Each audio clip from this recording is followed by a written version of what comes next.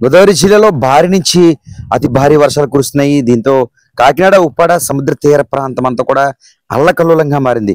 రహదారిపైకి ఈ సముద్ర నీరు చేరుకుంటుంది. కెరటాలు కొట్టడమే కాకుండా రోడ్డుకి ఇటు నుంచి అటువైపుకి నీరు కెరటాల స్పీడ్ కి అతి వేగంగా కొడుతున్న పరిస్థితి మాత్రం నెలకొంది. దీంతో అటువైపుగా రాకపోకలు కొనసాగించారు. కాస్త జాగ్రత్తలు అయితే మాత్రం ప్రస్తుతం తీసుకోవాల్సిన అవసరం ఎంతైనా ఉందని చెప్పుకోవచ్చు. ఇదే పంజా మాత్రం రాత్రి వరకు కొనసాగితే ఖచ్చితంగా ఈ ఉదయానికి అటువైపు రాకపోకలు కూడా బంద్ అయ్యే అవకాశం ఉందని చెప్పుకోవచ్చు. ఉప్పాడ సముద్ర తీర ప్రాంతంతో పాటు ఇటు దాదాపు తీర ప్రాంతం అంతా కూడా అల్లకల్లోలంగా మారిన పరిస్థితి నెలకొంది. విస్తారంగా వర్షాలు కురుస్తున్నాయి. కాకినాడ, కోనసీమ, రాజమండ్రితో పాటు ఏపీ వ్యాప్తంగా అనేక ప్రాంతాలలో వర్షాలు కురుస్తున్నాయి. బంగాళాఖాతంలో ఏర్పడిన అల్పపీడన ద్రోణి ప్రభావంతో 2 రోజుల పాటు ఈ భారీ వర్షాలు కురుస్తాయని వాతావరణ శాఖ హెచ్చరించింది. అయితే తొలి రోజు అంతంత మాత్రంగా ఉన్నప్పటికీ కూడా రెండో రోజు ఈ వర్షాలని ఊపందుకున్నాయని చెప్పుకోవచ్చు. ఉదయం నుంచి సాయంత్రం వరకు కూడా ఏకదాటిగా వర్షాలు కురుస్తున్నాయి.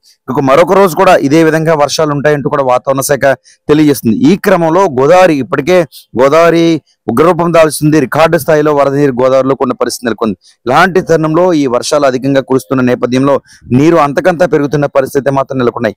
ఇప్పటికే కోనసీమకు సంబంధించి దాదాపుగా లంక ప్రాంతాల్లోకి నీరు ప్రవేశించింది. ఆ ప్రాంతంలో పడవలపైనే ప్రజలు రాకపోకలు కొనసాగిస్తున్న పరిస్థితి నెలకొన్నాయి. జిల్లాధికారి యంత్రాంగంతో కూడా ప్రత్యేకంగా పర్యవేక్షిస్తున్న పరిస్థితి నెలకొన్నాయి. తూర్పు ఏజెన్సీ పరిస్థితి కూడా ఇదే విధంగా ఉందని చెప్పుకోవచ్చు.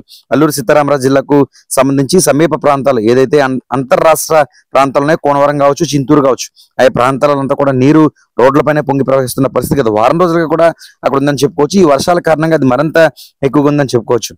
ఇలాంటి తరుణంలో ప్రజలు ముఖ్యంగా అప్రమత్తంగా ఉండాలి. రహదారిపై నీరు పొంగి ప్రవహిస్తున్నప్పుడు చిన్నదే కదా దాటే ప్రయత్నం చేయొద్దంటూ అధికారులు పేర్కొంటున్న పరిస్థితి మాత్రం నెలకొంది.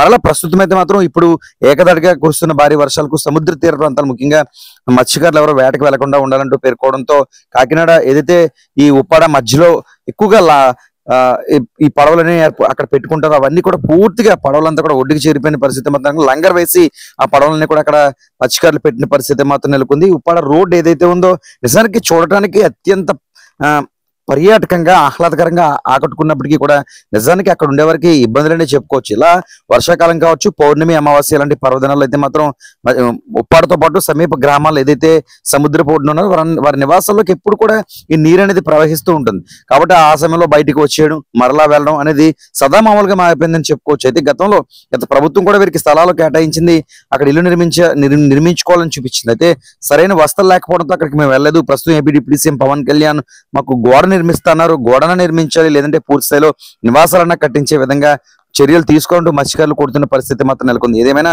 ఉప్పాడ సముద్ర తీర ప్రాంతం అంతా కూడా అల్లకల్లోలంగా మారడమే కాదు, రహదారిపైకి పూర్తిగా నీరంతా కొడుతున్న పరిస్థితి నెలకొంది. దాదాపు ఉదయం నుంచి సాయంత్రం వరకు కూడా ఈ తీరం అంతా కూడా ఇదే విధంగా ఉన్న పరిస్థితి మాత్రం నెలకొంది.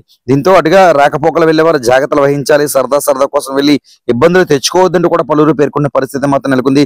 మత్స్యకారులు వేటకు వెళ్లకుండా ఉండాలని కూడా అధికార యంత్రాంగం పేర్కొంటుంది. ఏపీ వ్యాప్తంగా అయితే మాత్రం భారీ నుంచి అతి భారీ వర్షాలు కురుస్తున్నాయి. గోదావరి జిల్లాలో ముఖ్యంగా కోనసీమ, కాకినాడ, రాజమండ్రి ప్రాంతంలో కూడా అదే పరిస్థితి నెలకొంది. ఇలాంటి తరుణంలో ప్రజలు, రైతులు ముఖ్యంగా ఏదైతే పశువుల కాపురులు పంట పొలాలకు వెళ్తారో అలాంటి వారు కూడా జాగ్రత్తలు వహించాలంటూ అధికారులు పేర్కొంటున్నారు.